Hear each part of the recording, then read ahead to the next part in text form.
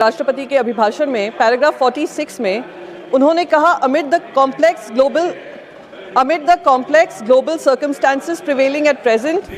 Sir, can you please ask him to keep quiet? Please sit down. Sir, sit down, sir. आप बोलेंगे 26 में आपका ही record फिर से मंत्री बनेंगे सर। आप बोलिए, आपकी रिकॉर्ड पे जा रही है बात।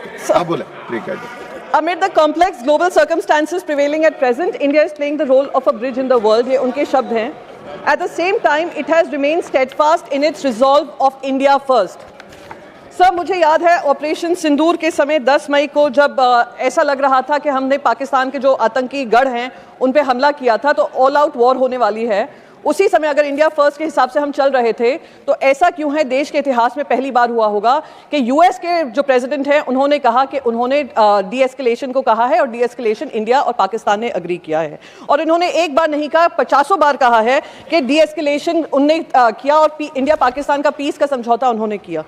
वैसे ही लगातार इंडिया यूएस डील के बारे में हमें वहाँ से बार बार खबर मिल रही है, जहाँ पे कहा जा रहा है कि यूएस प्रेसिडेंट ने बताया है हमें कि हमारी क्या डील होने जा रही है, जहाँ पे उन्होंने कहा, और इंडिया फर्स्ट के इसलिए मैं बोल रही हूँ क्योंकि उन्होंने कहा है कि रशिया से हमने अग्री किया है कि हम रशिया से तेल नहीं खरीदेंगे।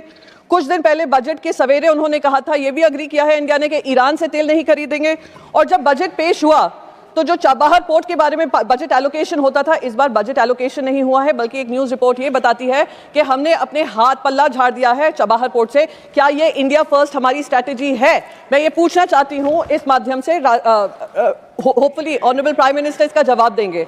दुख इस बात का होता है कि कॉमर्स मिनिस्टर जो थे, कॉमर्स मिनिस्टर जब राज्यसभा चल रही थी, राज्यसभा में आकर अपना वक्तव्य नहीं दिया। उन्होंने पहले मीडिया को बात साझा की और मीडिया के सामने भी वो जो गाइडलाइंस हैं, जो फ्रेमवर्क है, उसके बारे में कुछ नहीं बता सके। ना उन्होंने प्रेसिडेंट ट्रंप की कही हुई चीज़ों का खंडन किया। फिर नेक्स्ट डे आकर उन्होंने बात की है। आज वॉशिंगटन में हमारे फॉरेन मिनिस्टर हैं, फॉरेन मिनिस्टर ये कह रहे हैं कि अभी तक कोई भी उनको पता नहीं है कि क्या गाइडलाइंस हैं, क्या फ्रेमवर्क है, ये सब कॉमर्स मिनिस्टर हैंडल करेंगे। यानी हमारे देश के फॉरेन मिनिस्टर भी वॉशिंगटन में बैठे हैं, पर उनको ये नहीं पता है कि क्या यूएस इंडिया ट्रेड डील हुई है, जिसकी वाह भाई वाह ये लोग हर स्पीच में लूटे जा रहे हैं।